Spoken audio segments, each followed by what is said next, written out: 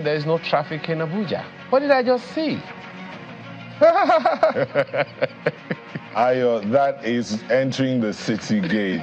There are a lot of people coming from outside the city, coming to the immediate business area. So you expect that there'll be a bit of traffic.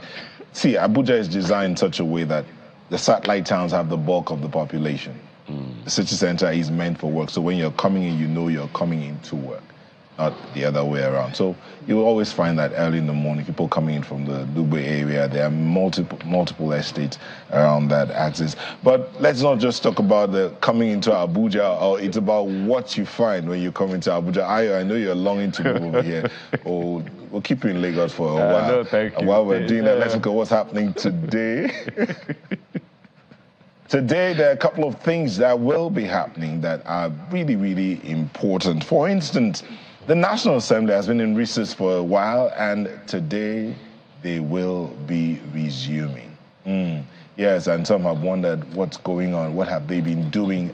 They've been away for too long. They've had more holidays than they've had time to work. They've not been all quiet. While they were on recess, that's the recess for the plenary sessions, the different committees were meeting and were having conversations. I understand something about the Constitution was also being looked at as well. So as they're resuming plenary, we'll get to see some of the work that has been done in the different committees from today. We'll get to, and Channels Television will be bringing that to you, updated by the second and by the second. Ayo, what else is happening today? Well, yes, also happening today is a stakeholder gathering concerning child cancer. That's something that we'll also be covering for you today in the country. Stakeholders coming together to talk about child cancer and how to put some kind of arrest to that particular situation. That is also going to be happening today. What's it about really? Is it what they wear, where they go to school? Is it exactly what are the issues? Stick with us. We will definitely bring you all the details. Then it'll be time for papers, Neta. Happening around again, we'll keep you updated, but let's go on straight to look at what the papers are saying.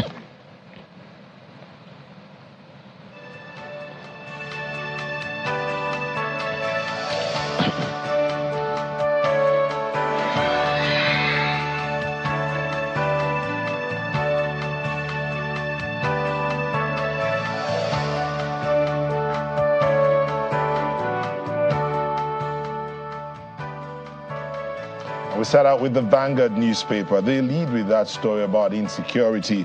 Kidnappers shoot at moving vehicle, man abducted, wife injured, as the lead story on the Vanguard, front page of the Vanguard newspaper. Kidnapped 3 victims, and the story continues on page 5, but it's not a sweet story. There are a couple of other stories there. You also have ECOWAS. We're ready to engage Burkina Faso, Mali, and Niger. That's coming from the federal government of Nigeria. That's it from the Vanguard newspaper. Look at the front page of The Guardian today, and what you have, it's business-related and also health-related. Single-use plastics ban in Lagos. Businesses shop for alternatives. Advocate incentivized recycling. What does that mean? Well, some graphics on the front page for you, but the details you'll find on the inside pages. That's the lead story of The Guardian today.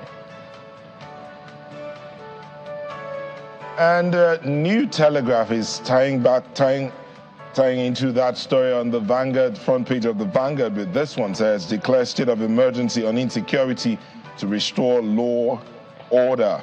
As the Southern Kaduna Christian leader to Tinubu, declare state of emergency on insecurity to restore law order. That story, there are a couple of writers there, but the details of the story you find on page 3, 4, 5, and 26.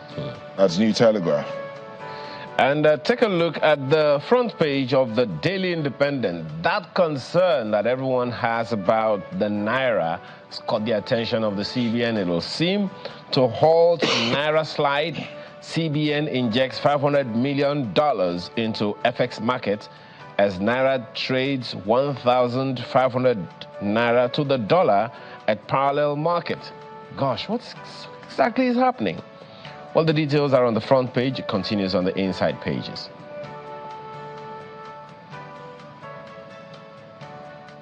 And the Daily Trust newspaper has that ECOWAS story. ECOWAS crisis, Nigeria at receiving end. That's how it's captioned here. Citizens will require visas to travel across exiting countries. Terrorists might up their game. Security expert, we would be poorer dons. Well, if you go to page 4, you find more details of that story. ECOWAS crisis, Nigeria at the receiving end. That's it from Daily Trust. Well, the lead story of this Nigerian newspaper is also no less concerning. 45 terrorists wiped out in Kaduna military airstrike. Army hands over 35 rescued kidnapped victims to Governor Adda, and all of that you'll find details of on pages 4 and 15. That's the lead story of this Nigeria newspaper today.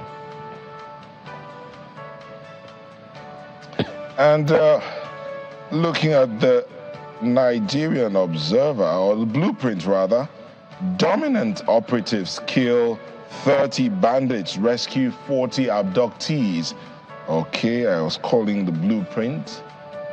Yeah. 30 bandits killed, rescue 40 abductees. That's what they're leading with on the front page of Blueprint newspaper. And if you look at the front page of the Leadership newspaper, you get something equally concerning, only this time it's business strictly. 10-year limit, bank insurance chiefs dodge regulatory acts. That's the story you'll find on page 4. Create holding companies to retain power and influence. They're building supermen, not institutions, that's according to experts. 8, to expand operations and revenue streams. Who said that? Details of you will find on page 4 of the Leadership newspaper today. And this Nigeria front page story, 45 terrorists wiped out in Kaduna military airstrike. Army hands over 35 rescued kidnapped victims to Governor Rada. That's Governor of Katsina State. That story continues on page 4 and page 15. That's Nigeria. The Nigerian Observer equally has the story. CBN commits $500 million to FX liabilities as foreign airlines threaten to quit Nigeria. What does all that mean? The details you'll find on the front page. It continues on the inside pages of the Nigerian Observer this morning. One of the things that stands out for me, and it's a story that's been captured in multiple papers here. This Nigeria has that story. Blueprint has the same story, captioned differently. Even New Telegraph has a story about security. Indeed, something needs to be done. As it is said, you can't keep doing the same thing and expect a different result. You keep doing the same thing and expect that the results will be different. No, there's no way it will be different. We need to do something drastic about the security situation, not just in the FCT, across the country. Because even in those areas where you think it's quiet, I mean, there's this saying that if you think it's not near you, wait until it gets you. At that point, there will be nobody around to help you. We need something to be done real drastically, especially in the coffers of government, and that's what stands out for me. Well, one of the things, and we can't overstress that particular issue that you just highlighted there, because it's also the same story you find on the front page of the Blueprint newspaper. We can't stress that enough. Was it yesterday? Yeah, you were talking, you and Chamberlain were underscoring the need and the importance of celebrating our personnel that are doing a yeoman's job. Amazing. And it is something that is definitely worth celebrating. What we are talking about here now is equally worth celebrating. The good things, the highs that we are scoring, and the need to celebrate those highs and ensure that the needful is done to make sure that where we are coming from, we no longer find ourselves going there. So the military is also doing, what they need to do in this area, which is causing the Katsina and Abuja residents to celebrate and they are hailing that development. FCT police also bust a kidnap syndicate and they set the victims free. All of that is definitely worth celebrating.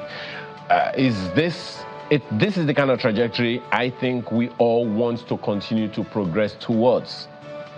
Successes, successes, successes. Yes, occasionally we will have down times, but the rising insecurity is no less concerning. And Nyota, one of the things that continues to come to my mind about this particular matter is every time we talk about insecurity in the country, we're talking about the federal government. Well, how about the states? All of these insecurity happen locally. They happen in small silos. And we have said this over and over again, that the local government level is the first line of defense in any environment. So if we lose that first line of defense, we already opened ourselves up, such that before the state government can do anything about it, it's already spiraled out of control. I still continue to talk about that situation in Plateau State, for instance, where the governor told us that 64 communities are inhabited or occupied, so to speak, by non-state actors. The previous government told us that they have decimated Boko Haram, that they don't have any state that is not occupied by any non-state actor. But how come we have 64 communities, according to the governor of the state, and no less a person? So these issues will not just go away if we don't do anything about it. Can we nip them in the bud right there at the local level before they spiral out of control? I want my perspective on that same story, Nyota. You know, that matter about security and always talking about the federal government, it is what it is. The security architecture in this country is managed from the federal level.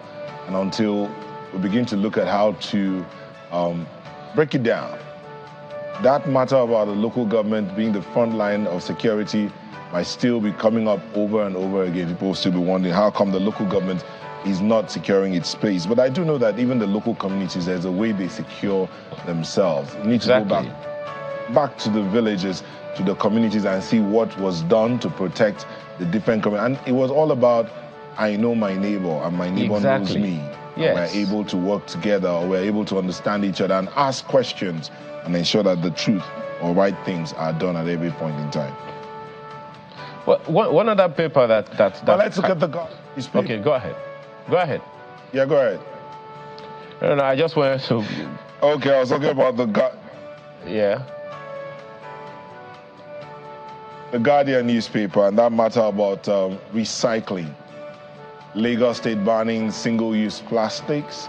Earlier you mentioned among the things happening today, stakeholders conference to talk about child cancer and how to eliminate child cancer. Lagos State banned the use of single-use plastics and styrofoam. And one of the carcinogenic items that we use every day, even in the local communities in Lagos, is that styrofoam used to buy food, used in the microwave and all of that. And somehow it gets mixed up into the food and people eat it, children, adults eat it, and it contributes to the cases of cancer. But now Lagos has banned that. But beyond just the bans, is about educating the people about plastics and how they are used. How do we use plastics? When do we use plastics? What happens when we heat plastics for different reasons? Whether you're using it in the microwave or whether you're just using it for storage, what happens? What kind of reactions happen? What can we do that is what are the most healthy uses of plastics that we can have across the country?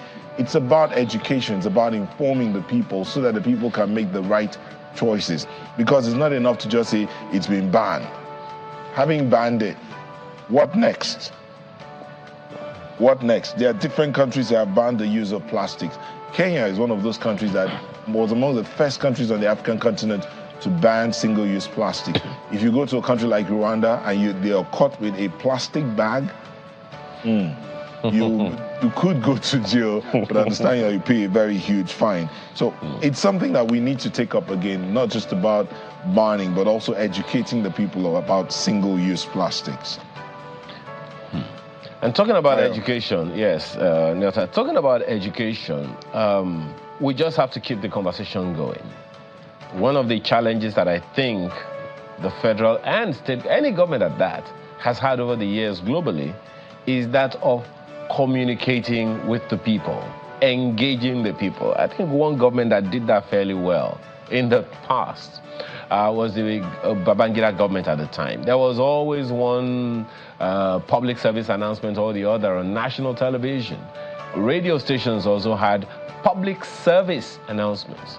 But in these days of commercial broadcasting, it seems like many are not even looking in that direction. And people should just take a cue and talk about these things, talk about the dangers of the things that we consume, because it is not just going to go away. Still talking about communication, Nilta, the front page of the Daily Independent newspaper has brought us to the point of talking about something affecting our lives on a daily. So on the one hand, Lagos State government has banned these stuff. What are the alternatives? Will they also be imported? If the alternatives are going to be imported, here is the concern on the front page of the Daily Independent. Naira slide. Look at the write-up. Naira is trading at 1,500 Naira to the dollar at the parallel market. And anyway, maybe I believe that this morning, later on, the business news is going to be focusing a lot more on that and what are the options, what we need to do, and all. What we continue to hear from the authorities in that space is that things are going to get better. You know, it will get bad, but then it will get better over time, yes. But someone needs to continue to assure Nigerians, like you are toasting or romancing, someone. You just have to keep the conversation open. Let people know that things are not going to remain this way forever, because the way it is, things aren't getting any easier for many people. Things are getting costlier by the day. 1,500 Naira. I mean, I saw a calculation. I don't know if you saw it as well, Neta. Someone who said he was earning X hundreds of thousands of Naira sometime in the 80s or so, and at that time his Naira was worth X. But now look at now earning something more in Naira, and the value of his Naira was worth way less than what he was earning, where he was earning less in Naira at the time. So these are the comparisons that people will continue to make, because it's a global village, it's a global economy, and guess what? Most of the things that we use in the country are imported. If we produced from within Nigeria and consume largely the things that we use in the country, maybe it'll get better. I know that there is the data out there that we are not importing for consumption as much as it looks like. But then the facts are right there, the reality that people have to deal with. What are the things that people need to use? Do we have them in country? Medicals, for instance, pharmaceutical products, for instance, those things that help, generally, so many things like that. These are the things that add to the prices. So with the CBN injecting $500 million into the FX market, the business news at 10 o'clock will give us more understanding about that. But it's something worth attention, Neta.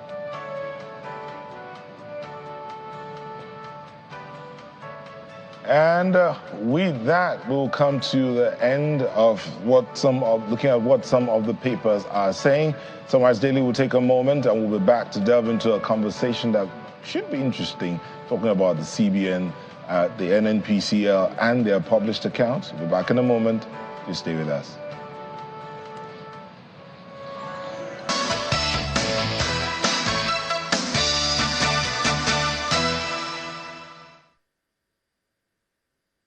No money coming in.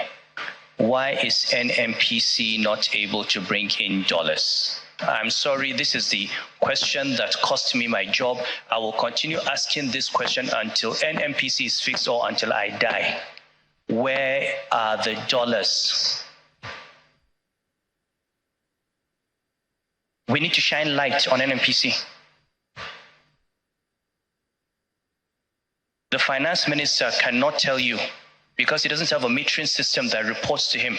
The finance minister cannot tell you that today, this is how many barrels of oil that we produce and exported. You can only rely on NNPC telling him. Those barrels are revenue. They belong to finance. We've been talking about this for 10 years.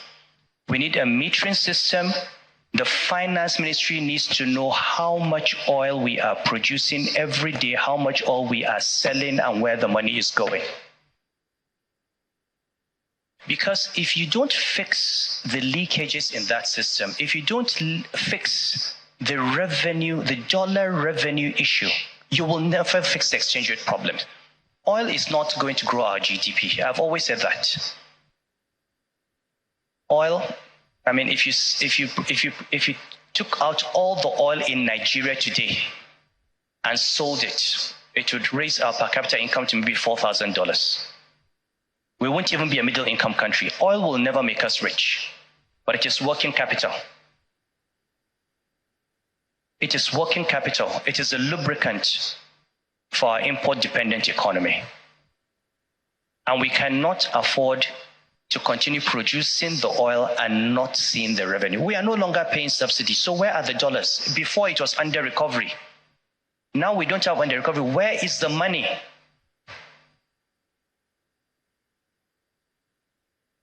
Just the issue I raised for which I was suspended. You can suspend me again. Okay? But it's an issue that this country must address. NNPC is the most opaque oil company in the world. When I was in the central bank for 15 years, they had not been audited.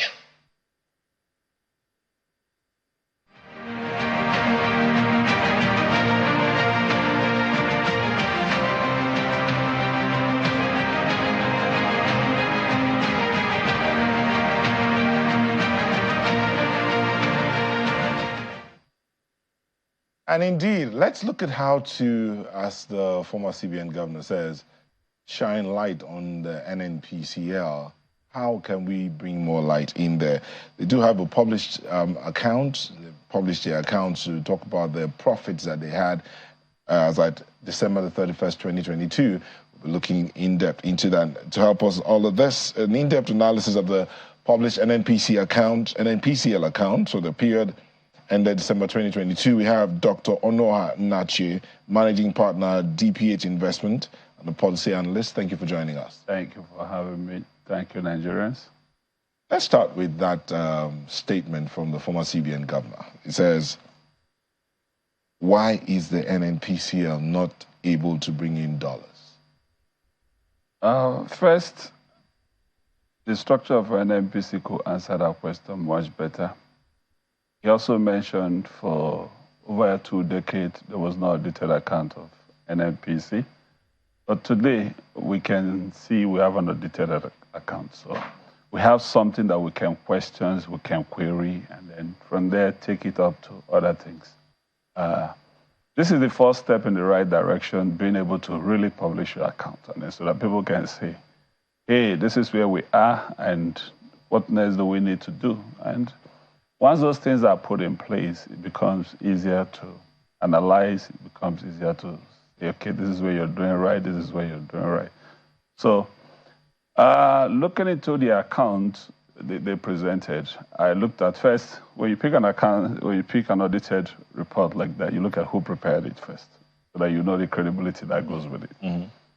And it was prepared by 3 different bodies and with good reputations. You can't fault them. They took, despite they were engaged to do that, they did not hide anything. They brought out everything as it should be. So it was a very clear showcase of NNPC. It gave us that opportunity to now start to compare apple to apple, orange for orange, banana for banana, and look at other national oil companies in the world, the Aramcos, the Petronas, the Petrobras, the Qatar Energies. And when you do those comparisons, you'll be able to say, okay, are we in the right direction or not? So that alone will tell us. I leave it there. So. Okay, let's look at those accounts. You talked about the people that prepared it, 3 people. And from that account, the NNPC talks about some huge profits that have come into their accounts. And we're talking about, for that period ended as at December the 31st, 2022, mm-hmm. we see a profit for the period, for the group, 2.523 2.523 trillion naira, right? I'm hoping I'm reading this very well. But for the company itself, 1.992 trillion naira. That says a lot. That means they were able to do some good business, even with the level of oil theft in the country. You make me just laugh about it. Now, NNPC numbers, if you look at it from the point of view looking at NNPC, you kind of will clap for them and give them an applause. But when you do that comparison of apple to apple, I've taken time to look at the numbers and put it into perspective. From their declarations as of that time, they are saying their total operating profit was about $1.6 billion in dollars. And they said their total revenue is about $20.44 billion, which is about 8.82 trillion naira. And they are saying their total assets, from the audited account, their total assets is 58.65 trillion, which is about $136 billion. And operating margin, if you take these calculations and put it, you now realize they were having 6.8% operating margin. And the asset turnover ratio, which indicates the asset you have, how well you've been able to use it to generate more money, to generate this, is about 14.7%. This is a summary of what they presented. Now, if you look further down into it, you realize that the proven reserve of a country like Nigeria is about 26 billion barrels. That's a proven reserve, what we have on ground. Now, let me take you to Petrobras. Petrobras proven reserve is 10.47 billion, which is far, far less than. Nigeria proven reserve is almost triple of Petrobras proven reserve. But can we take Petrobras and compare their revenues with the Nigerian one? So that will give us a clear one. Now, while NNPC was busy declaring operating profit as $1.61 billion, Petrobras was declaring $57 billion. I don't know how you compare that apple to apple. $1.67 billion against $57 billion. Why the total revenue of NNPC at the same period in time was reading $20.44 billion, Petrobras, with a lesser profit oil reserve, was doing $124 billion. How do we compare that? And you also look at their total assets. Their total asset is about $187 billion. Well, the NNPC total asset is 136. So with these numbers put in place, you now see that they have operating margin of about 45%. You cannot compare operating margin of 7.8 and operating margin of 45%. You actually know one is a failure and one is a success. And you can also not compare the turnover ratios of how well they use their assets. Their turnover ratio of how well they use the asset is 66.3, while our turnover ratios of how well we use the asset is 14.7. This is where we begin to compare apple to apple, and it will give us sense. You can still roll the same data back from Petrobras to Petronas. You can roll it back to Qatar Energy. You can roll it back to Pemas of Mexico. So you begin to know this comparison. Let me take you back to maybe Petronas or Qatar. Let me do Qatar. Qatar operating margin, operating profit was 26.7 billion as compared to the 1.6 that we have. And we have a higher proven reserve than them. And you can also look at our revenue at 20.4 against their revenue of 53.8. So the comparison is something that we just have to question and then begin to say, okay, but now you have made this thing available. I appreciate that it's available. That's the first part of interest. We have something to talk about. We have something to look at it. Because for me, analyzing this matter, I would take at it from the comparative analysis. I look at it from that point. I look at it from another point of their revenues, expenditures, and I also look at it on how NNPC has affected our foreign exchange inflow and the federation revenue also. So when I look at it from that 3 points of view, I'll be able to make typical analysis. And one interesting thing that you see in that, which made me even question NNPC in detail. Myself, I'm a petroleum economics. I did a PhD in petroleum economics, so I can understand data like this, I can speak to it. When NNPC, in their own audited report, says that 51% of their revenue is from downstream, is from selling PMS to me and you. Okay, now I know why we pay so much for it. Now I know why we pay so much for it. Because it's your primary source of revenue. Whereas if you take the other national oil companies, their PMS sales constitute just single digit of their revenue source. But yours is 51% of your revenue source. So you are actually not doing anything. You actually have not taken the bull by the horn. You are not increasing your asset base. Neither are you enhancing the existing asset base. So you're just, okay, let me import PMS, sell to them, and that's your source of revenue. And that is a call for concern. You know, the former CBN governor talked about the NNPC being the darkest oil company in the world. There's a school of thought that believes that when it was transiting into a PCL or PLC, what should have happened was more or less like redeploy everybody there and employ fresh hands in order to clean up whatever mess they might have been. Now, we're grateful that we're seeing a document that we can look at, but you're still questioning the document that has been put together by 3 reputable organizations.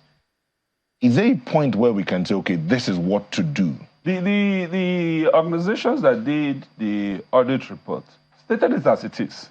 There was no cosmetics. Like I just pointed, if you say your revenue is coming from sales of PMS and coal, from your downstream, not from your upstream. Upstream is where the revenue should come from. Indeed. Indeed. And your 51%, it means, are you a downstream company or you're really a group or not? No. One source does not feed a group. It doesn't happen that way. So clearly is something of concern. We've taken the auditor report. Also in the auditor report, I was looking at the revenue and expenditure of NNPC. And when they made that declaration of 2022, there's a profit of 2.52 trillion. That's why I say I like the people that did the work. They indicated in that work, as of that 2022, where NNPC declared a profit of 2.52 trillion, they had a liability of 2.15 trillion. So if you support your liability to that profit you declare, you don't realize that the actual profit is 37 billion. There was no profit declared because the liability was also stated. You declared 2.52 trillion as your profit, but you have a liability of 2.15 trillion. Bros, I don't need any other person to tell me that you didn't want to face the reality when you were doing those declarations. And they went for that to even pinpoint those liabilities. They said unpaid royalty is a key point. And that liability was about 926.8 billion. Unpaid royalty. Unpaid tax is 1.22. So this unpaid tax is a revenue to the federation accounts, and you intentionally refuse to pay it. And that liability, so you brought out a number which were not audited. Now we have seen the number being audited, we can tell the truth. That's, and that is a very big concern. True. And another key area that you pay attention to is the expenditure of NNPC is very, very, very alarming. I cannot fathom it. From the auditor report, you won't believe it. There's something they call other expenses. Other expenses, which they could not identify what it is. They could not even, the auditors could not categorize it. Those other expenses is greater than the Ministry of Defense budget. How do you fathom that? That number is 496 billion. 496 billion was captured as other expenses. Transport and traveling was 193 billion. Abba. Each of these subhead expenditures is greater than full ministry budgets. So how do you, let me take you through some of these things that were captured in them. They said repair and maintenance, 114 billion, which is $264 billion. Transport and traveling, 193 billion. Hello, are you floating an airline? Security services is $620 million, which is $267 billion. You're spending $62 million, and you're still complaining that security affected your production. Where did that money go to? What did you secure? It becomes a concern. And employers' benefit and compensation, $650 million. So I really don't know the best way to look at the document proper than to pick these numbers and throw it out and then ask a question. But the good part is that there's a document to look at. There's something to look at. And I believe subsequently improvement will be done on this document. And when you listen to what Sanusi talked about, NNPC should be raining dollars into the Federation account. There are few funds that NNPC receive they're not supposed to receive that should go straight into the frontier, that should go straight into the Federation account, like the Frontier Exploration Fund. Between the time of this audit, NNPC received 421 billion from the Frontiers Fund. Also, they are projecting to get 1.16 trillion in 2024 from the Frontiers Funds.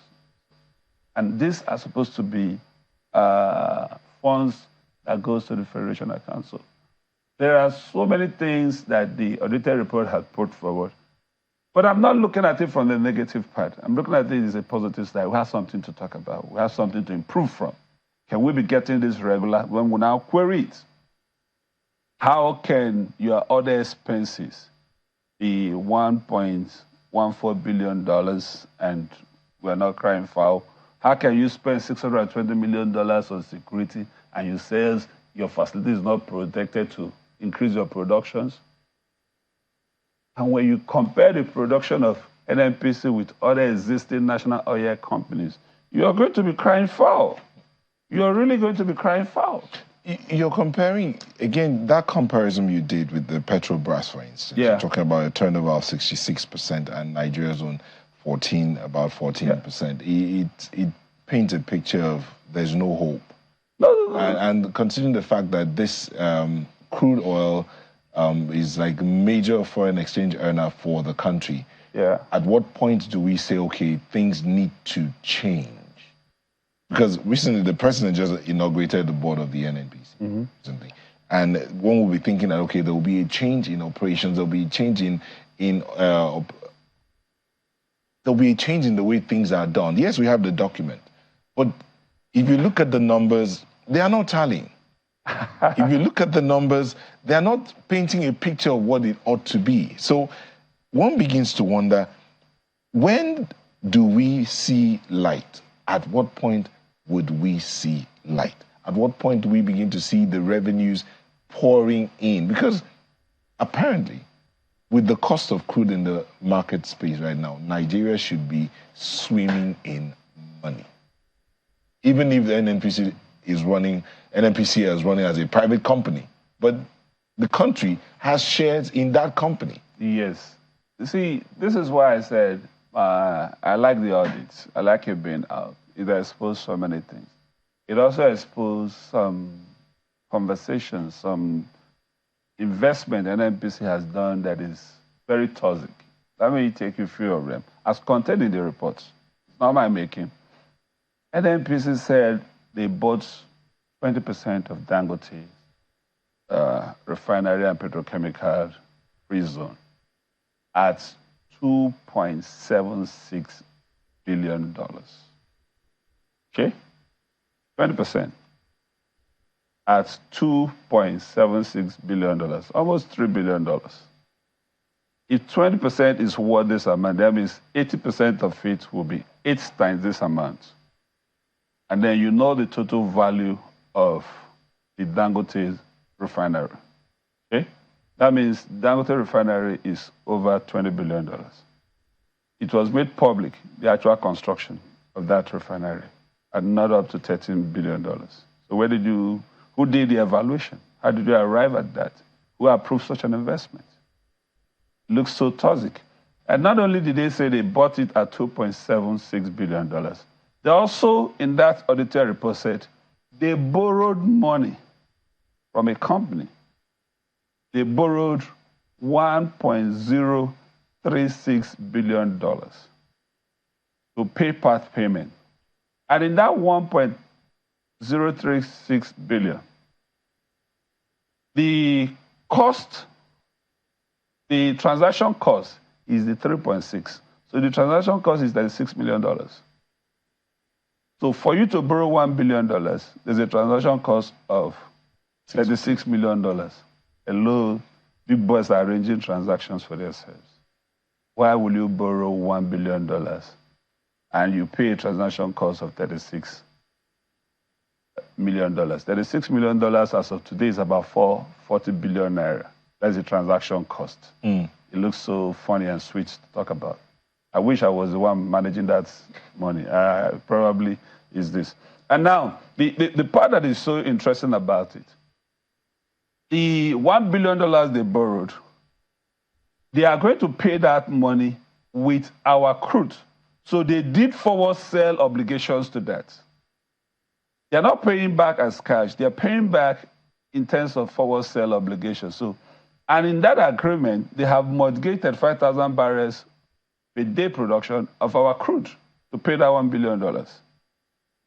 And the remaining amount to be paid, which if you take 2.17 and you have paid 1 billion, so you have $1.76 billion to pay.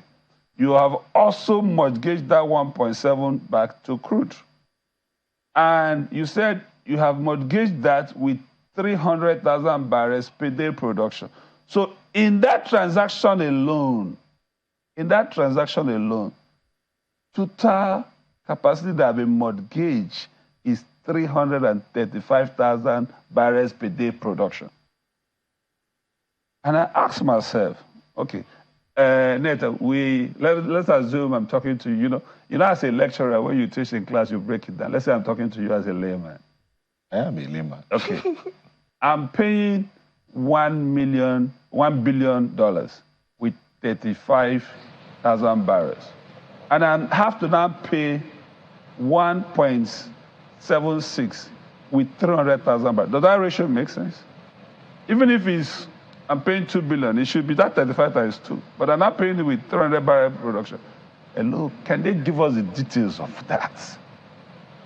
Even if you're saying 300,000 barrels per day production, for how long? 35,000 barrel production, for how long? So that we really would identify the quantity of crude that you're paying with this. Because if we know the quantity and multiply with market price, you now see that what you're paying maybe up to $15 or $20 billion based on the value of the crude. It looks very simple. Because that same case is what is applicable to the Afri-Exim facility. They went ahead to take $3.3 billion facility from Afri-Exim. And again, they did forward sale obligation. And in the forward sale obligation, it was 90,000 barrels per day. But they have not told us. We don't know. That's the part that's paining me. It's not contained in that report, so we'll still question that report. How long is this daily production obligation subject to? So if I take my 35,000, and I take my 300,000, and I take my 90,000, total, they have mortgaged 425,000 crude production per day in their forward sale. Later, let's bring it closer. If I take the current market price, let me discount the fractions of it. 425,000 has been mortgaged, and I take the current market price, and I discount it, and I put it at $80. Shey, per barrel. In a day, it's going to give me $34 million, and in a month, it's going to give me 1.20 billion. In a month. Yeah. That's what it's going to give me. Dr. Rachi, have mortgaged. If these dollars were entering Federation revenue, There will be no shortage of dollars to meet our forex obligation, but it's not entering. Well, the one question that a number of where people have also asked, Sanusi is lamenting. yeah, if you can hear me, Dr. Nachi. Can this NNPC? Can you hear me? My apologies, Dr. Naji, for butting in. So that question remains. Where are the dollars? Yes. Let's add to the figures and the issues you are raising with this one. One of the issues that's also been pointed out from some other analysis is that the issues that you have raised, the dollar rates that you have raised, are not the only income of the NNPCL. For instance, someone is saying here that one of the things that might have escaped us as a people is that post-PIA, NNPCL receives 30% of PSC profit oil and gas as management fee. It is also scheduled to receive 20% of NLNG dividend and 35% of JV profit oil for NNPCL's reinvestments. I don't know if these issues have been captured in the report that you have seen. But the question that I want to ask you, Dr. Nachi, is, given all that you have spoken about, straight up, is NNPCL profitable as it is being run right now?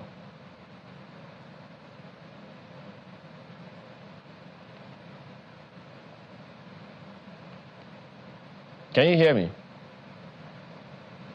Can you hear me now, Doctor? Yes. Yeah. So the question that I'm asking you straight up is NNPCL, as it is currently being run, a profitable company?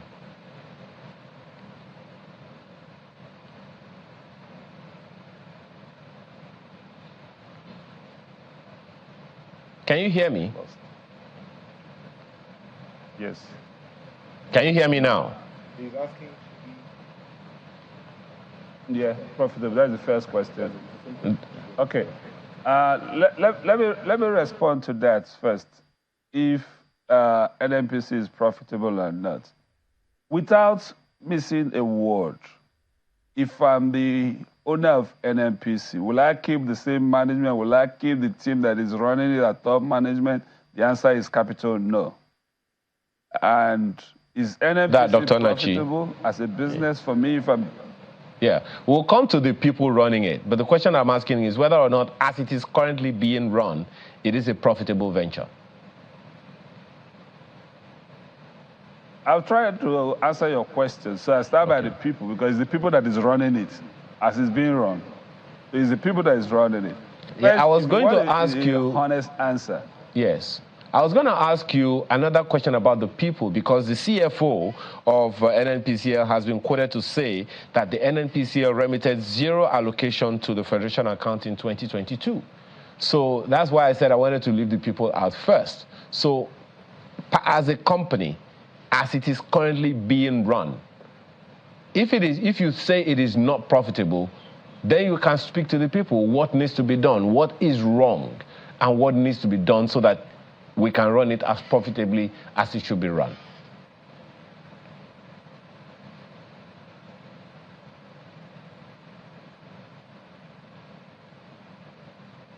Please go ahead, Dr. Nachi. Okay. Okay, let me answer your question clearly. First, NNPC is not profitable. Clearly, it's not profitable when you look at it and you do apple-to-apple comparison.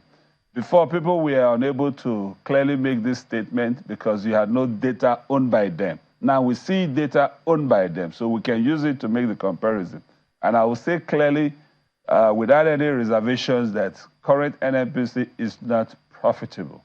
Clearly, but speaking to it, I will speak to it to the management, to the people that runs NNPC. Please.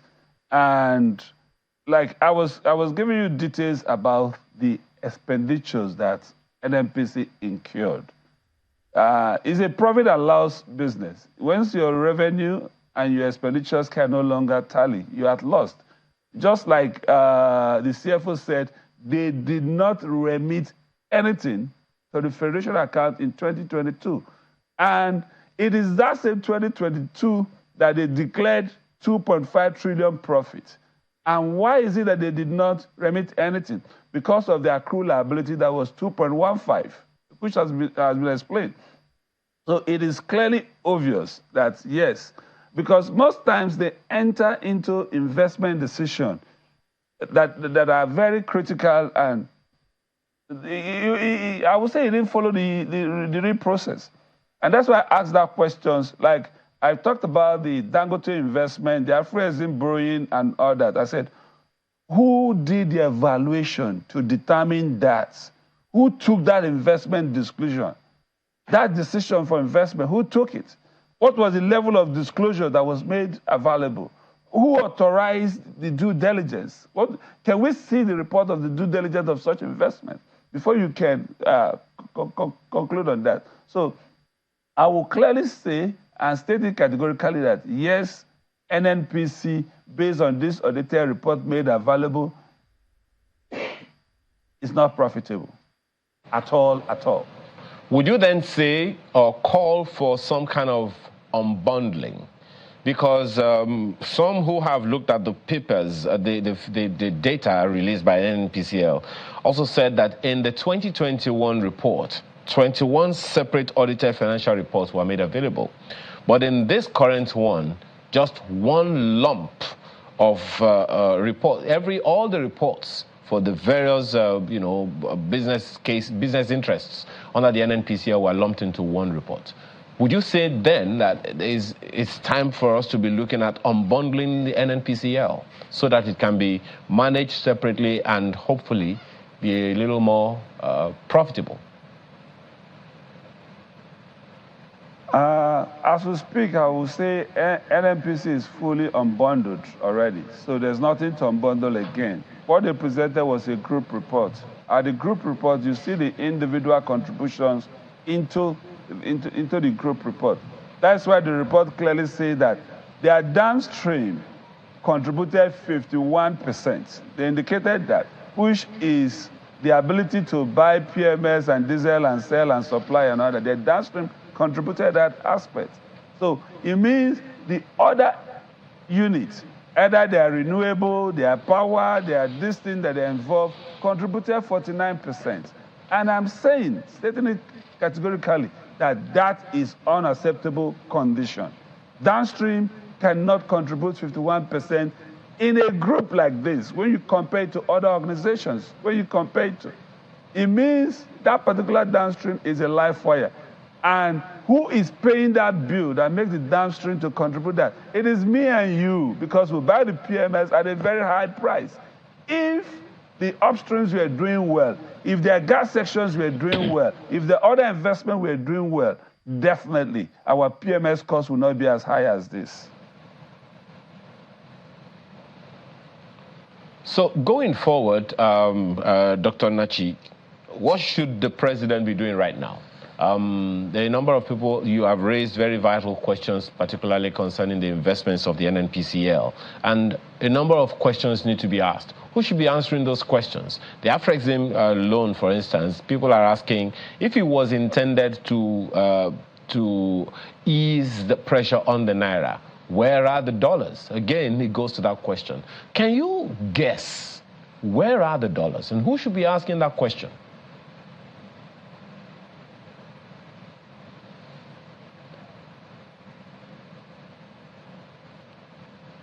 Go ahead, Dr. Nachi, if you can hear me. Okay, the question only goes to one person, though. The president is the Minister for Petroleum Resources. There's no other person. Whoever he engaged to work around that, they are the one that owes that to answer that question to Nigerians. But if you ask me, there are key questions I want NNPC to look at. Let me just take NNPC in the past 10 years, from 2014 to now. Can they tell Nigerians, if they say they are profitable, if they say they are doing well, how many foreign direct investment deal has been closed by NNPC? How many investment decisions has been taken and concluded in NNPC? That alone, the answer is zero. So you cannot be profitable. So NNPC should move to the point where they are closing more transactions, more deals, And that is one that has foreign direct investment, and the dollar could be seen. That is one. Two, NNPC, can they give us an answer? For the past 10 years, the new exploration discoveries that they have done, you realize they've done none. It is when you do more exploration discoveries that you increase your reserve base, and you begin to increase your resources around that your reserve base, and your revenue will increase. Dr. Naji, we'll have to leave it at this point. I'm sorry to really budge him, but we'll have to leave it at this point. And we'll definitely come back to this matter of looking at the NNPC account again. We've had Dr. Onoha Nachi, Managing Partner, DPH Investment, and a policy analyst. Thank you for coming in this morning. Thank you. We have to really dash to the business studio with Laddie Williams to look at what the business is saying, the markets, and all of that. What are they saying? Laddie Williams.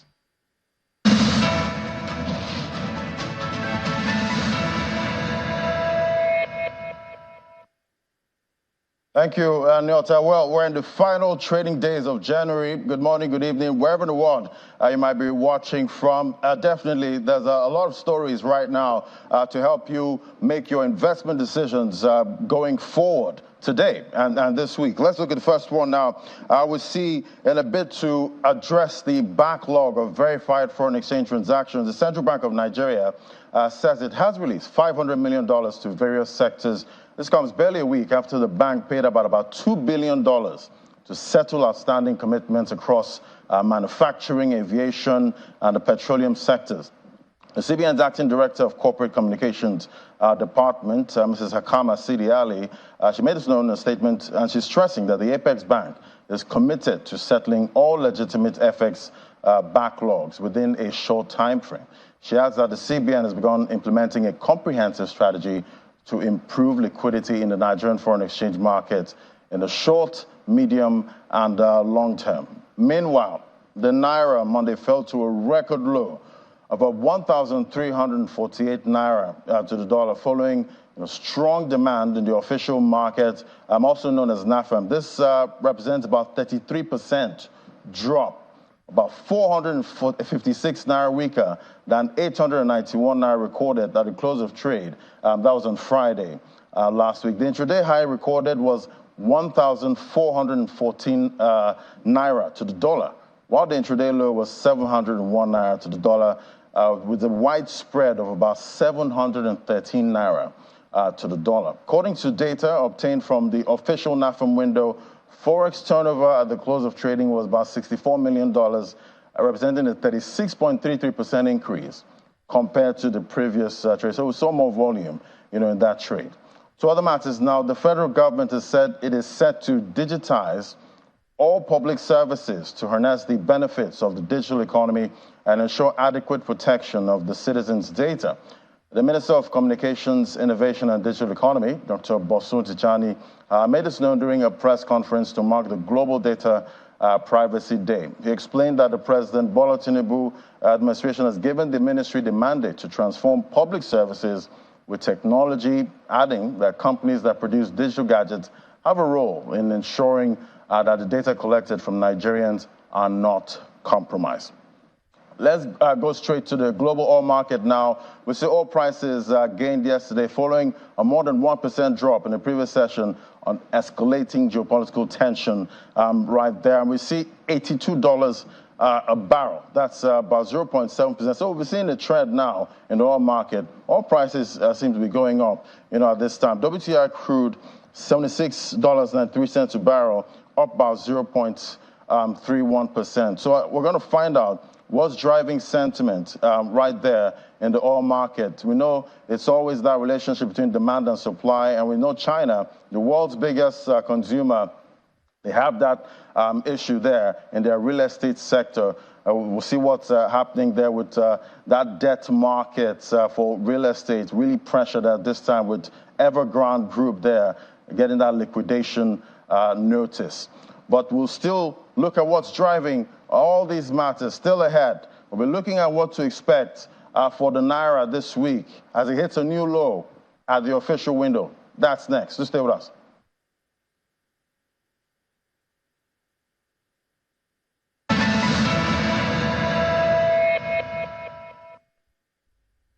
Welcome to the future of gold mining with Japan Gold and Ventures PLC, where vision meets innovation.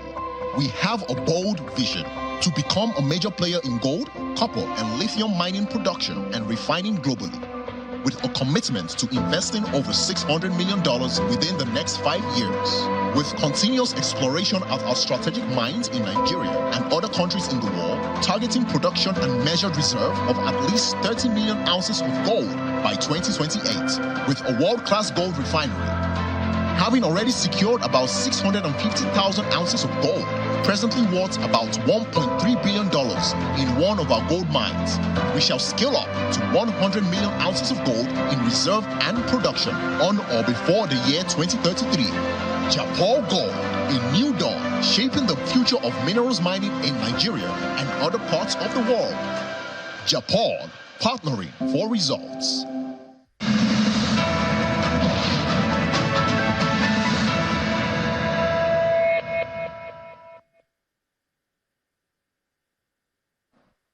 All right, well, we'll try and get a sense on what's driving sentiment in the FX market. If we take a look at the data there, for the FX market that closed yesterday, we see the Naira hit a new low in the official window. If you can put up that data, we see that there's a lot of pressure in the official window. We're not used to that. We're used to seeing that, in the parallel markets, at this time. But that's the true picture, at this time. Let's bring in Dumebi Oluwole now. She's going to be telling us what's driving sentiment, a senior economist at FDC and STAIRS. Dumebi, let's take a look at this market now. It's really a pressured market at this time, talking about the Naira at the official window. Mm-hmm. And we didn't expect this, at this point, even though some will say, fine, we get the spread. Last time, there was the spread wasn't this big, between the official window and the parallel market. Now the official window has met up with the parallel market, somehow at this time. And I'm hoping the spread doesn't get even wider going forward. What are you seeing? I mean, we did expect it.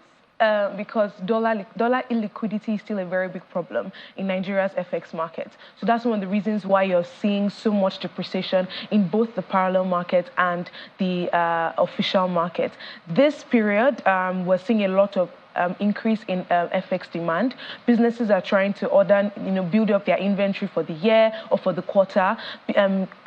International school fee payments are also happening as well. People are also trying to hedge against the higher, flight ticket prices for the Easter holiday coming up at the end of March. So you're seeing a lot of increase in FX demand, and still, supply is still quite thin to meet up that FX demand. And remember, Nigeria's FX market is still facing a lot of issues when it comes to the fact that supply, there's still the FX backlog. Crude oil earnings are not so sufficient, so that is feeding into how much dollars the CBN has to defend or even supply to the FX market. And there's still quite some regulatory concerns that are significantly impacting investor confidence negatively and fueling speculative attacks. So that's exactly why you're seeing a lot of pressure on the Naira right now. Even though we did hear, the CBN said about $500 million injection of $500 million, into the market, but still.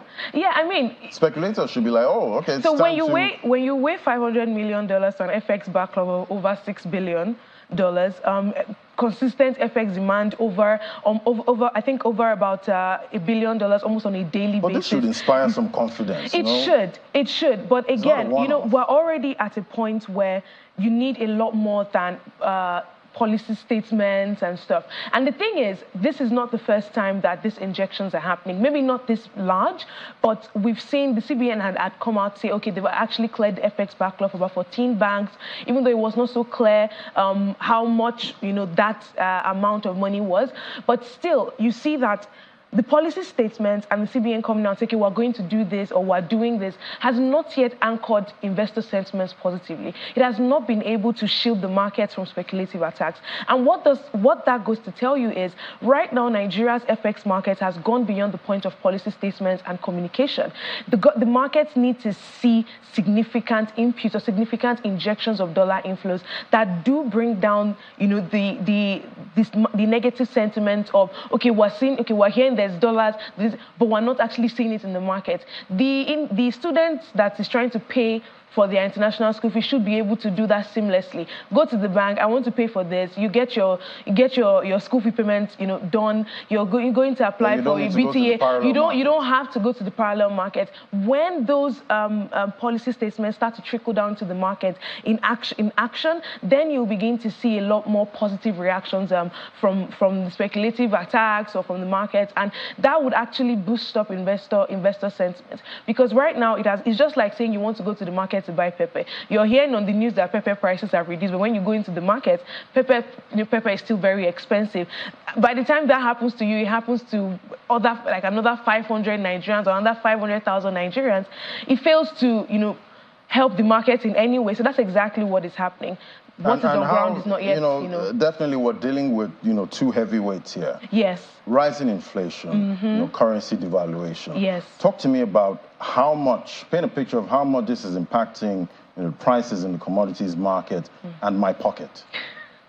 Okay, so which do you want to start with first? Commodities market? Commodities market, and we come to my pocket. Your pocket, fantastic. Right. Okay, so looking at the commodities market, I would say right now one of the key drivers of inflation is exchange rate depreciation. And this is because of the pass-through effect from the exchange rate market to imported food items, and even to the woman that is selling groundnut on the road. If you ask them, why is the price of groundnut? They say, dollar. There's no dollars.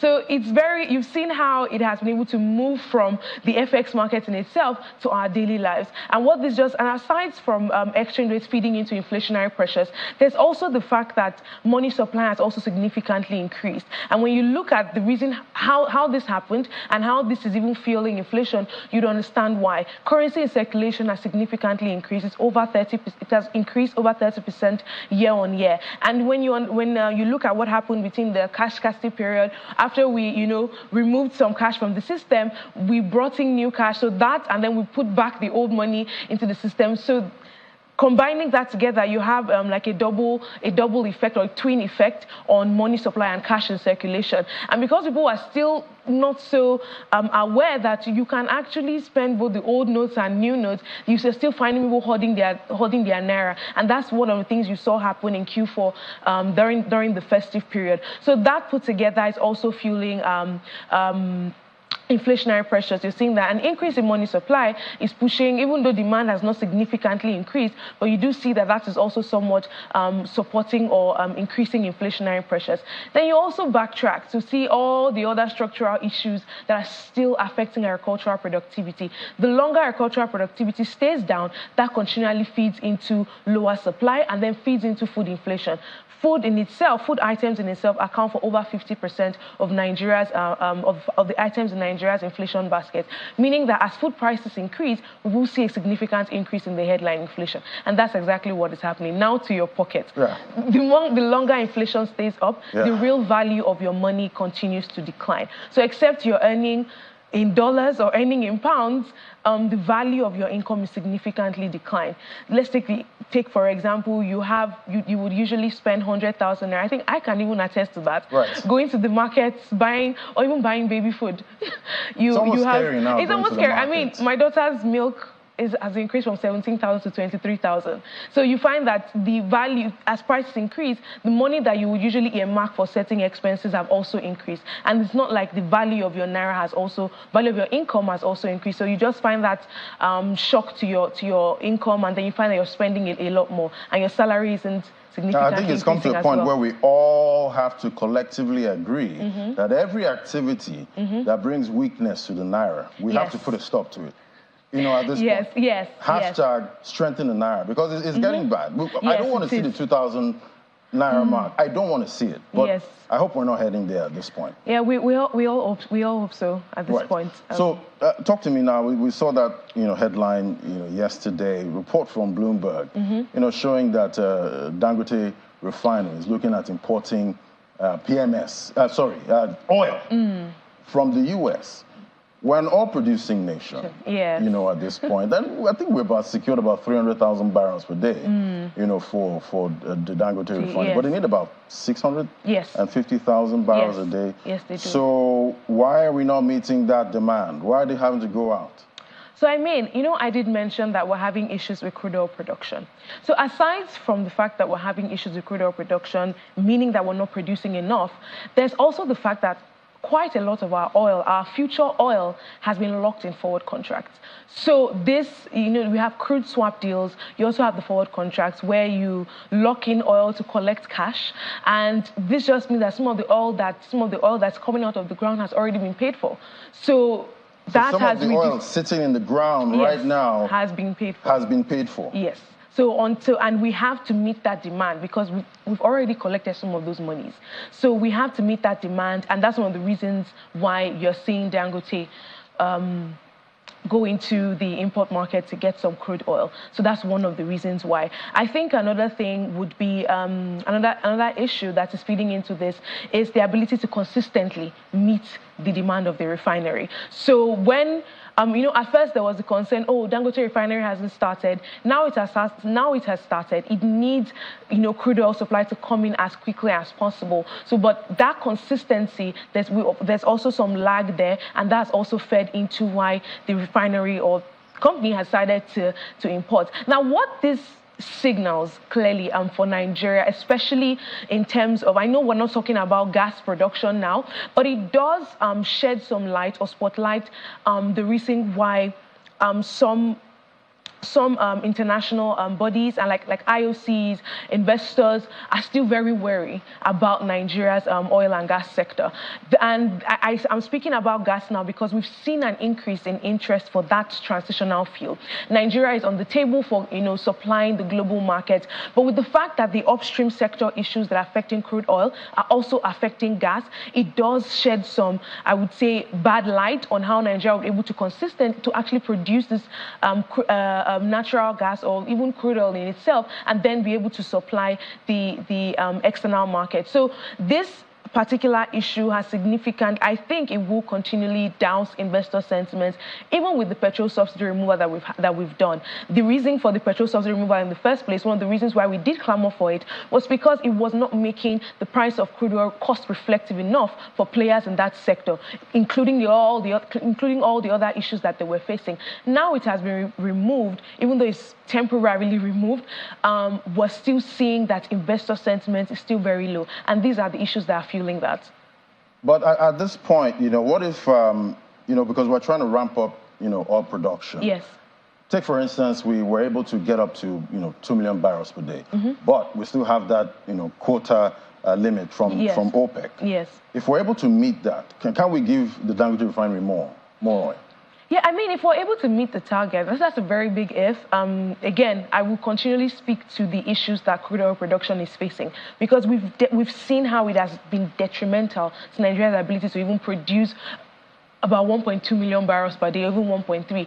So OPEC has reduced our quota again to about 1.5. That's more achievable. In our budget, we have a production quota, I think 1.68 or about 1.7, meaning that the government is quite optimistic about its oil production prospects. But it's a thing now of when we see it, we believe it. And unfortunately, that's the sentiment that investors are also having. When we see an oil production of 1.4 million barrels per day or 1.5 million barrels per day consistently for a period of about 6 months or even a year, then we believe that, okay, there are some bright spots there. So it's more of a wait and see game right now. Because when I saw that story, I got a little sad because I was, expecting that at some point, if I go to the filling station and demand for, Dangote PMS, be able to get it a little cheaper, even though they said it's not gonna, doesn't, make it cheap. But now it seems like it might make it even more expensive. He might have to sell higher at this point, even though because he's having to import oil. But That out of the way, we did see, NNPC's results for 2022. We're going to be drilling down on what, drove that result. That's on Business Incorporated. We're going to stay tuned for that at 1 p.m. We'll be drilling down on NNPC's result for 2022. But back to the conversation now. The oil market, we're seeing volatility is there, but it's looking like it's going to the upside at this point. Yeah. We're seeing Brent $82 a barrel, up about 0.7%. Is this a trend, forming? I mean, yes, simply because of the geopolitical tensions that we're seeing. The tensions in the Middle East are escalating. Russia-Ukraine war is still very much there. And we're seeing that even the U.S. as well is somewhat struggling with its production. Production declined in the U.S., and we're seeing them really draw from their crude oil inventories. So those are some of the issues that have significantly impacted oil prices. And the prediction right now is that oil prices will continue to increase. Even though we don't expect that it will surpass $90 per barrel, at least now, the expectation is that it will continually hover around $80 to $85 per barrel, at least in the medium term, just because the tensions are still pretty much on the upside. Right. So we're seeing supply, issues, at this point, driving sentiment. Yes. We also have demand. At the end of the day, what's happening in China. China, yes. So that's as well is also feeding into oil production, oil supply. But then the bigger picture here, I think right now is more on the supply side of things, how that supply is likely to reduce.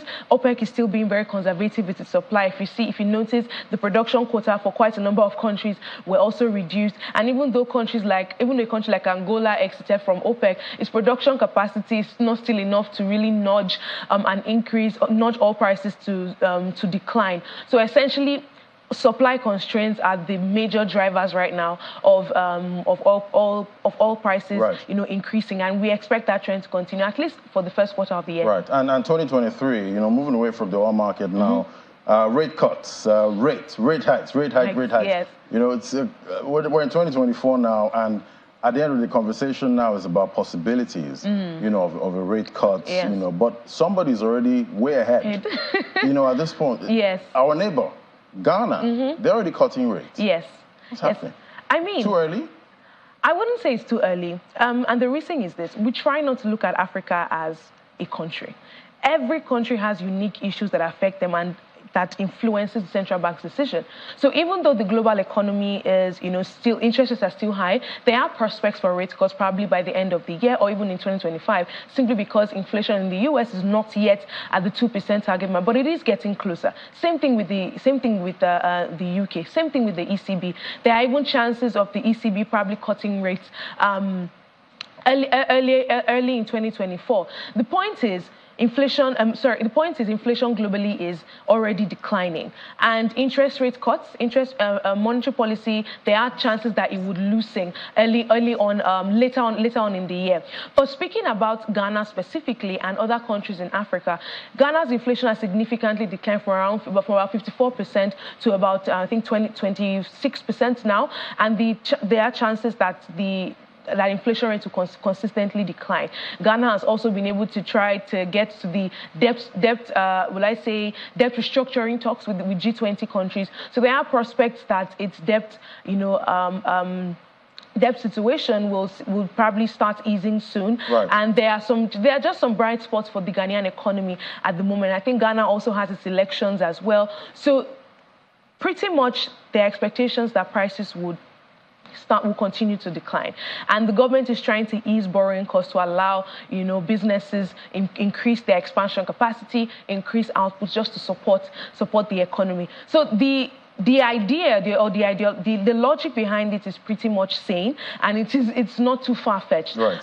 Cutting rates at this point in time from when, and I think Ghana did increase interest rate, I think by over 1,000 basis points last year. So I wouldn't say they're too far-fetched or jumping the gun by cutting rates, considering that inflationary pressures are already cooling. Right. So I think it's still pretty much a good decision. At some point I'll start reporting rate cuts in Nigeria.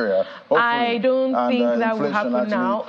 Dropping, but Mr. Rani has said it. Heavy lifting in 2024 before we see some kind of soft landing. Exactly. Thank you so much, Adumabi Oluwole, senior economist from STAIRS and FDC. It was great having you. Thank you for having me. Thank you. Thank you.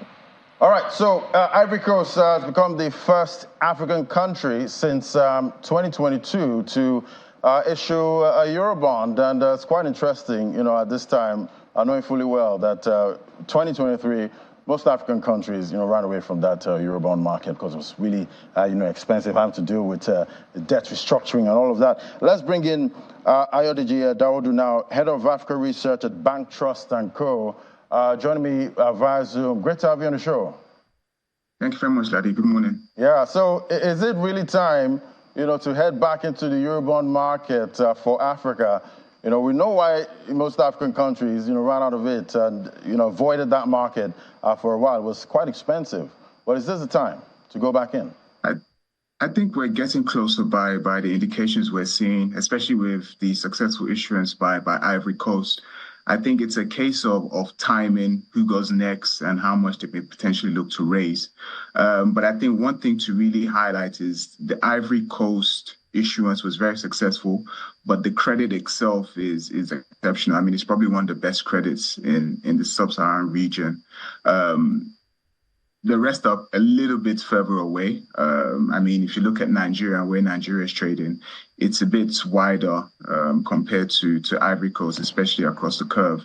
I mean, Ivory Coast successfully issued around the 7% levels on the sustainable bond, closer to 8% on the standard bond. I think Nigeria probably find it a bit challenging to raise at those levels, similar for Kenya and Angola. But I think we're getting closer to the time where we will see a few more credits coming to the markets to raise funds. All right, so talk to me now about the market, generally, that Eurobond market, and looking at, the situation in Nigeria. We see the total debt stock is really high at this time. Do you see Nigeria heading to that Eurobond market anytime soon? Because we also need to fund our 2024 budget. I think Nigeria will go to the bond market. Like I said, I think it's a case of when. We are potentially anticipating the authorities coming to the markets in the second half of the year.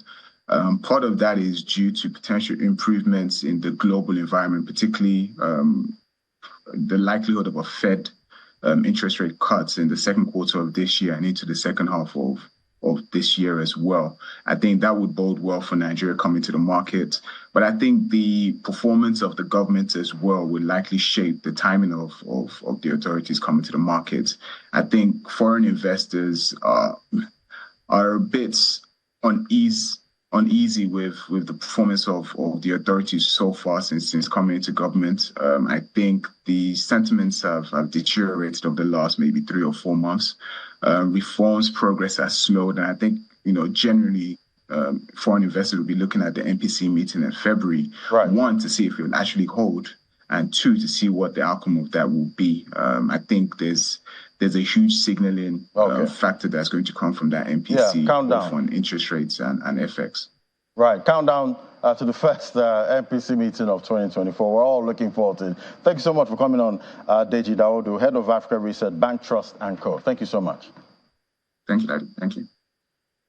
All right, let's get a quick check on the markets. Now we'll see the equities market again. Price discovery, at this point, but to the upside, which that was the case for the Naira. We see 104,674 points. That was the close for yesterday, 2.22%. So we're getting used to this constant rise of around 2%, at this point. The market cap now sitting at 57.28 trillion, 1.24 added to the market. Let's look at the volume traded now. We see 689 million units, 32% up, compared to the previous trading session. Values up again, 192% up. So we're seeing some buy interest there by investors. Deals 15,000, big number, 40.50% up. Let's look at the sectoral performance. We see it's all red. Just the lone gainer, industrial goods. This is the one popping up the market at this point. We're seeing the cement giants again at it this week, just like the previous week. 6.65 We saw the likes of Dangote Cement add to its share price. Bois Cement also added. And we saw Burger Paint also on the gainers counter. But the banking is down again, 1.05%. We're seeing profit taking there. And oil and gas, that's been on an uptrend for a while now, 0.12% down. So we're seeing profit taking there for the oil and gas counter and the insurance counter. Let's look at the top trades. We see Japan Gold there, 83 million units traded yesterday. Transcorp, 42 million units, and we see Zenith Bank there. Zenith Bank was there, one of the tier 1 bankers at 34.54 million units that was traded. So definitely this week is kind of looking like it's going to be another green week for the NGX. Sometimes you speak to some analysts and they tell you, okay, maybe we should see some profit taking, next week. But you come to get into next week and you see that the market is still in price discovery, going even higher at this point. So definitely we'll be looking out for how the market closes today. But don't forget, on Business Incorporated, we're going to be analyzing other issues. Definitely the NNPC result, the NNPCL. We're going to be scrutinizing that financial report that we got for 2022. We're going to be finding out if this company is still a going concern at this point. We know we're trying to be like the likes of Aramco, in Saudi Arabia. Hopefully at some point, we're going to get there. And definitely we're going to be looking at intraday numbers for the NGX. Maybe we're going to get another high today, maybe another 2% at intraday and into, the close of trade. So definitely that's how the markets was yesterday, and that's how the Naira is looking at this time. I'm going to hand over now to the Sunrise Daily team. Thank you.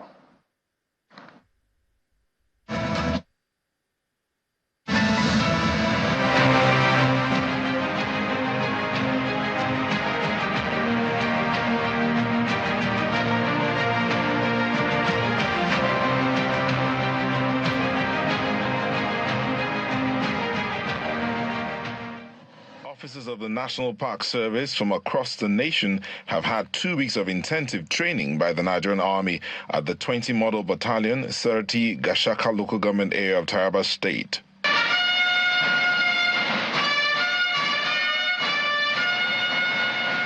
The Conservator General of the National Park Service, Ibrahim Goni, who was represented by his assistant at the graduation ceremony, explains the training.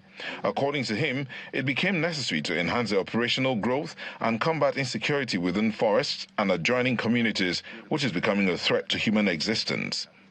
It is instructive to note that one of the cardinal strategies of enhancing operational growth and development in the National Park Service is through regular training and retraining of our officers and men in an attempt to position them for optimal efficiency and high productivity on the job. The Chief of Army Staff, Lieutenant General Taurid Lagbaja, who was represented by the commanding officer, 20 Model Battalion, highlights some of the identified gaps which require the collaboration of the park rangers. The training has further built the physical fitness and sportsmanship ability. It has improved the drill and general bearing. It has guided them on applying jungle survival tactics and fieldcraft as necessary in the field. Gashaka local government area, where the Gumti National Park is located, has over the years been battling cross-border crimes from the Ambazonian rebels from the Republic of Cameroon, as well as internal security threats by criminals, and the residents believe relief has come their way with the training of the park rangers. In our capacity as traditional rulers, we continue to intensify prayers to ensure that Nigeria, the whole Nigeria, will live in peace and harmony. With this training of the national park people, where I want to believe that they won't have the opportunity to come into our land and even cause havoc to ourselves and our people. The training of 100 park rangers is aimed at conserving and preserving the country's natural heritage in the face of increasing insecurity challenges by bandits, insurgents, and kidnappers, and deter them from making national parks across the country their safe haven. Let's have conversations around national security this morning with Captain Ali Umar, who is a former Army officer and now security consultant. Thank you so much for joining us this morning. Thank you. Good morning.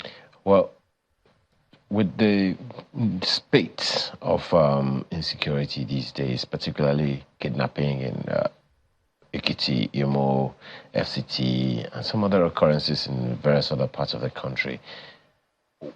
Are we misdiagnosing something?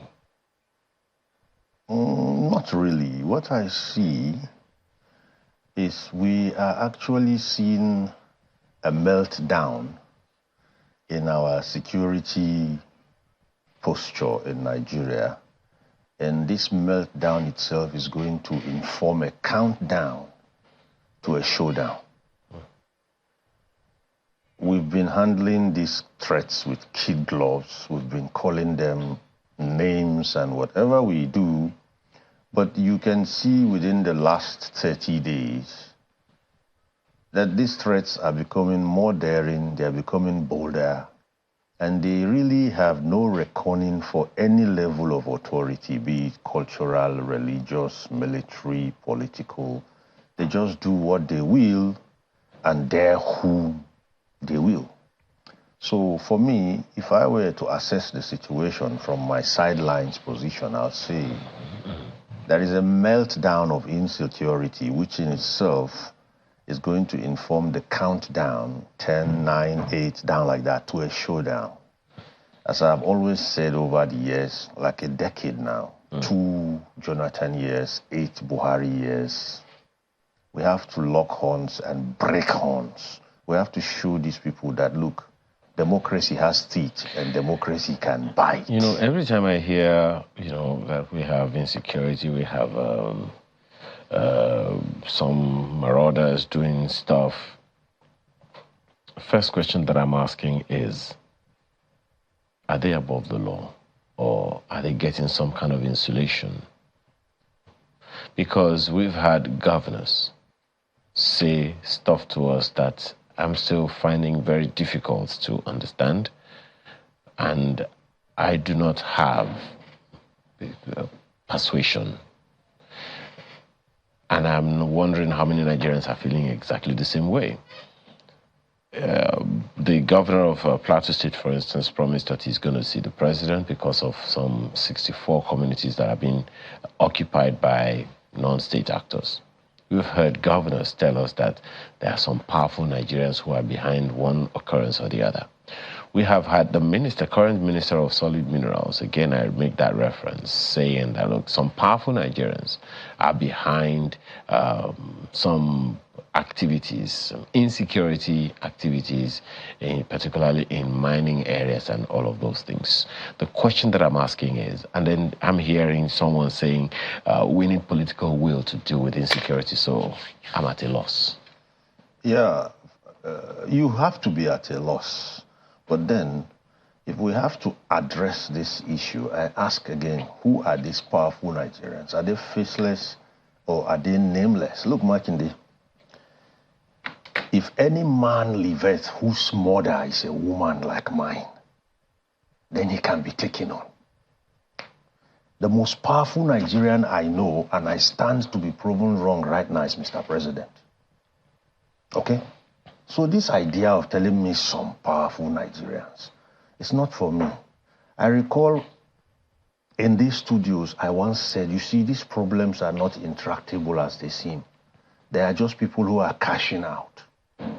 They are cashing out on these problems. It's a simple thing.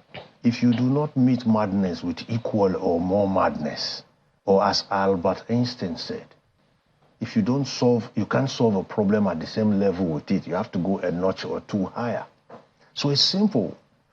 Who has the job role to solve this problem? You put the problem on the table and let him pick from the menu the ones he can solve. He gives you a time frame and he gives you a requirement, whether logistics, financial, what you want to call it. Give him what he requires, probably with a 2%, markup, and add 2% time frame to what he has requested for the time frame. And if he doesn't come with results, but the money gets spent, then he has to go. We have a country to run, and you have to be dispassionate at this stage about running Nigeria. No emotions, it has to be cold. Let me use the word, we have to be ruthless with our threats. And anybody that doesn't look like a solution to the threat should just stand aside. We've taken enough. In the last 8 years, during the Buhari years, 17,000 plus dead to just kidnapping. We've not talked about other threats. In the last 8 months, we have over 1,800 or so. And the numbers are not abating. And yet we keep coming up with all manner of verbiages and very decent sounding, to describe these things. The bottom line is simple. We have to lock horns with our threats, and we have to break horns. Okay. The report we saw before this conversation began with you, Captain Umar, was talking about park rangers, Nigerian Army training some park rangers to be able to protect Nigeria from, many of these so-called ungoverned spaces and all, and the forests and all of those things. And one of the questions that comes to my mind is pretty simple. Many of these threats, just as you have said, they happen in the states. There is a so-called chief security officer in the state. Yes, I know. There is. Okay, maybe I should ask it as a question. Is it excusable that the reason the governors cannot do much is because they do not control their own police and they don't have their own security apparatus? It's part of it. It's part of it. And I can tell you, if these governors, a good majority of them, had these controls, they don't have the will. I'll tell you why. As far back as 2015, when this problem was still at its infant stage, I drew out a blueprint of what can be done to nip it in the bud. I was able to give it to 4 governors, 1 late chief of army staff, and a traditional ruler. Alas, the reason is the solution is so bold and daring that some of them just do not have the will and the heart to stamp it and say, let's do it. Okay? Now, the thing is this. If we were to add up all the bandits and all the kidnappers and all the terrorists, I don't think we're going to make 100,000 people. But they are spread all over. They are spread all over because each act they are able to draw and execute successfully emboldens aspiring bandits. It becomes a cash cow. We can walk in and walk out as we like. But you see, if you are ruthless with one, you send message out to the 99 remaining.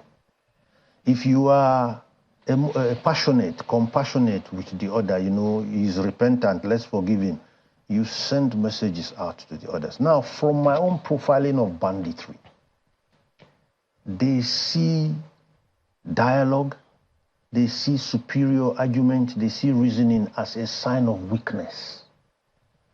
This kind of people only understand brute force. And that's what their leaders lead them with. Brute force and fear is what they have reckoning for. They don't see the majesty of the state as anything. They don't see the magnanimity of a governor as anything. They see it as profound weakness. So you have to speak to them the languages they understand. Is this part of the propositions you made to the 4 governors? Absolutely. There was a proposition I made, and 7 years later, I even had to modify it. And this modification again had to do with having an eye in the sky. You see, there's something about being seen. If you are seen and there is nowhere for you to hide, you will have to leave. And there is something we can actually do. We've made it so cheap that we can fabricate it here at home, and we put it right up there, and you can decide to do what you like. But I promise you, we're going to see you from where you came out from, and we're going to see you how you went back there. If I want to be a bit mischievous, while you're at it, I can even broadcast it and the world will watch it live, and we'll even see how you retreated and went back to your hideout. So when you know that we know, you'll definitely have to leave. All these have been forwarded to people who are as close as your ear is to your head, to the authorities. But we always draw what you call cold feet. So indeed, There are people who verbalize the need to solve this problem, but lack the will to solve it because in one way or the other, they are cashing out. Is it a problem of the will or problem of these so-called powerful Nigerians? Powerful Nigerians who are trading in what? In people's blood and lives. Let me tell you something about the powerful Nigerians, in quote, who are behind this. I want to assure them that when these rascals we call bandits are done, they will question their own power over them. And we've seen it happen in Borno State, where someone actually saw it fit to turn political thugs to a private army. And one day they reached for his own jugular. And that is what brought about Boko Haram. So if you think you are actually feeding a dog or a hyena to misbehave, when he's done misbehaving, he's going to question you who fed him too. Okay. Well, the questions around states, what the states can do, particularly at the local levels, because I know that we have such bodies, such establishments, of people as community development associations who identify, okay, this fellow is not from this community and all of that. But Nyota, my colleague in Abuja, has questions for you as well. Go ahead, Nyota.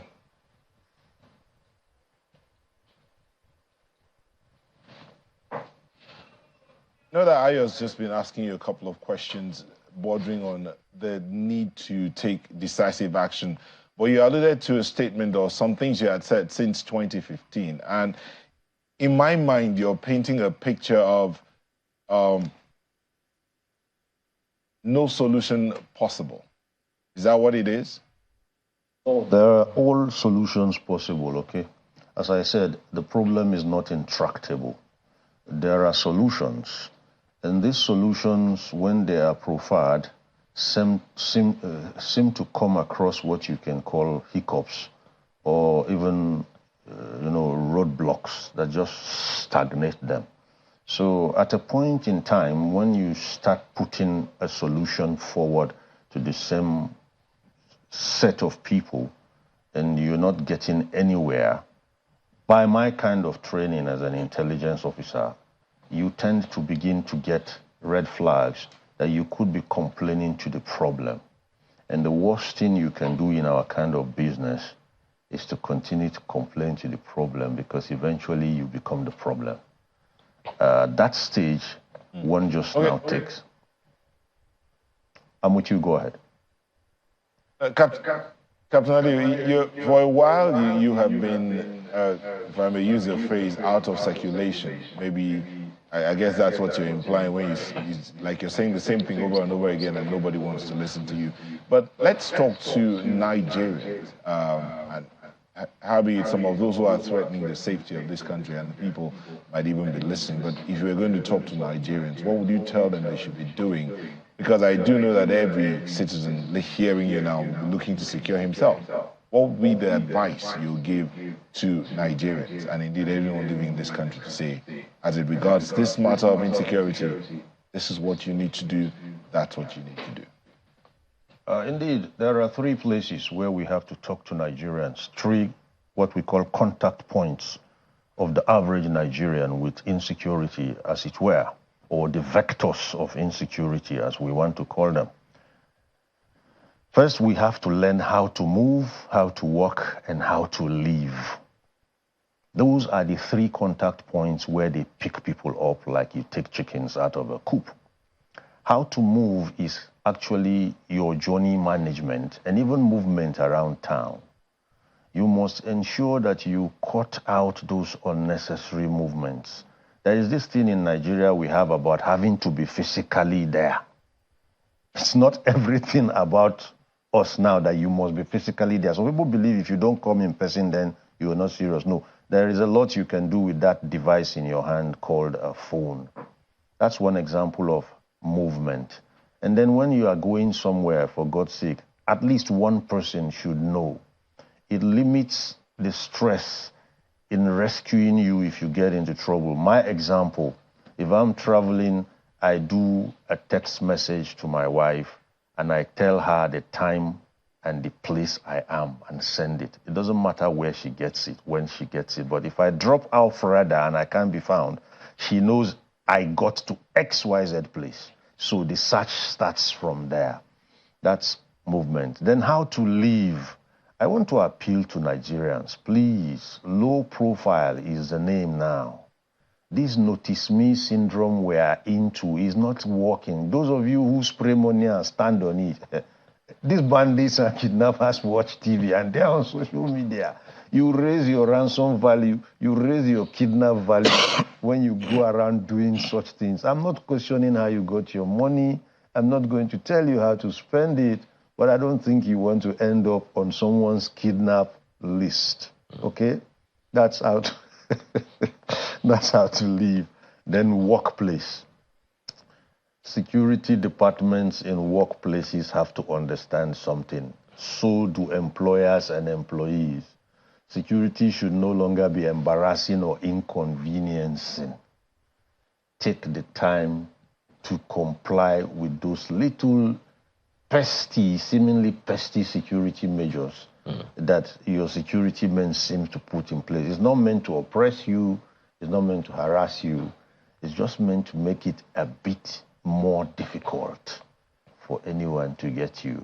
I think that will suffice. Well, one of the things you mentioned now is using your phone and all. And I remember not too long ago, the former Minister of Digital Communication, Communication and Digital Economy, mentioned the fact that the system created by the federal government, the registering of phone numbers and all of those things, it's a facility provided for security agencies to be able to track security, kidnapping and all of those things. But according to him, Nigerians still fall prey. They still perform these kidnapping acts, but security agencies are not using that facility. How do you respond? I respond to that and say it's quite unfortunate that the brainchild, or was it the man who brought the NIN you are talking about, isn't it? Is the one now complaining that it's not being used. What I want to tell you is that there is no crime that cannot be technologically, traced. And where you see the solution or the system that's been prescribed not working, then you have people who are complicit right in there. Let me give you an example. Despite the stance of our IG of police, I still see policemen who are still not awake to the fact that everything you are doing today is under surveillance, being caught on camera demanding for bribes. Some are even giving their account numbers. How could you ask for an account number? You know what I'm saying? So basically, it is back to what I have told you, that we have to no holds barred become ruthless with security matters in this company, in this country. If you are a law enforcement officer and there's been responsibility placed on you and trust for you to protect people, and you turn rogue and become the one who is going to extort, for being a law enforcement officer where an ordinary citizen will be punished like once, you should get 10. You see, when we are that grim and decisive with people who do it wrong, something happens. The message begins to spread. But there are those who have also, hinted at. Okay, for instance, one of your, should I say, colleagues or bosses, in the army, said recently that, in an interview with us, that there is a military angle to security, and there is a political angle to it. Absolutely. How much of what we have on hand now is political? I will say it's like let me give you an example. It's like the mop and the flood, analogy. The army will mop and mop until they are battle weary, except of course if our politicians stop pouring water on the ground. You see, irresponsible political conduct, exclusivity of governance is what causes a lot of things you are seeing. So the military guys are just there. They will keep fighting to put things in the balance until they become battle weary. That's another thing we're not looking at. A soldier can be battle weary. It's a situation where anxiety and depression sets in when all you have to do is to fight back to back, day by day. And then you start seeing soldiers misbehaving. That's why a soldier took on a governor the other day. It's part of what you call battle fatigue. So when you have people who are masters of the art of creating problems, then you are going to be seeing a merry-go-round effect. They are going to be creating more problems. The more problems you mop up and clean up, you are cleaning up and picking up after them, and they are just littering the place with more and more problems. So basically, our politicians have to come to terms with themselves and say, listen, we must begin to behave responsibly, because exemplitude is a very strong social driver of good governance. Okay. If you are exemplars as politicians, human beings are social by nature, and we are creatures of habit. We copy easily. Okay. That's just it. Let me ask you this last one. As I mentioned earlier, governors, prominent Nigerians have come out to say there are certain specific categories of people who are behind certain acts. The Minister of Solid Minerals said powerful Nigerians are behind, illegal mining or insecurity, that's occasioned by illegal mining and all of that. When prominent Nigerians, public officials speak like that, should we be asking them questions? Should we be calling them out to call out or name names? Yes, because indeed we've heard governors say that they're going to name names. They're going to call out, what the name and shame. But all of that never happened. Yes, like the 400, I think, was it not the United Arab Emirates gave us? Like the 400 names of sponsors of terrorism or whatever that till today have been nameless. So you see, if we don't take that approach of calling people out to call others out, then these things will just continue to deteriorate day by day. Okay. And we'll have faceless human beings and so-called powerful people behind this. We can't afford that anymore. Captain Ali Umar, former Army officer, thank you so much for your time this morning. Truly appreciate your perspectives. You're welcome. Truly, truly do. Well, a few comments from you listening to this program. Bomi sent us this one about the CBN. Says, I concur with the allusion by the CBN governor that the Naira is undervalued. The major reasons for the daily devaluation is speculation, prevalent corruption, and laundered monies invading the forex market to exchange ill-gotten wealth for dollars, which are easily moved around. That's from Bomi. Miata. And that's where we would have to say thank you for letting us be a part of your morning. We thank you for all those that sent in their comments. We could only take one from Bumi.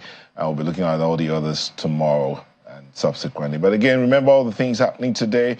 We'll keep you updated on them. The National Assembly is resuming today. Plenary, they're resuming that today. And then there is that stakeholders gathering looking at child cancer and how to eliminate and curb it as much as possible. Plus, there is news that the president might be inaugurating a tripartite committee on the national minimum wage. We'll clarify all of that and bring them to you in the course of our broadcasting. Thank you so much. I'm Neo Taigbe. Have yourself a beautiful day.